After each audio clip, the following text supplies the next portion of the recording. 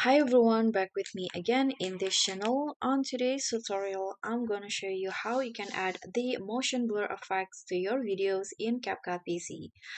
So here I've already on the CapCut PC. First, you just need to add the clips to the timeline, and then just find the motion blur effect.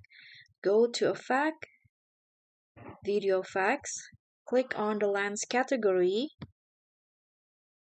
and then here just scroll down until you find the motion blur.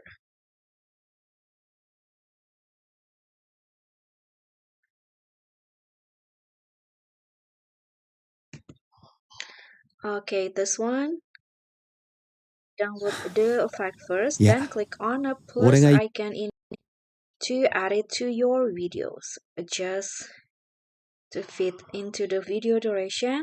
Then if you want to adjust the effect, you can adjust in here. You can adjust the horizontal and also the strength, and that's it.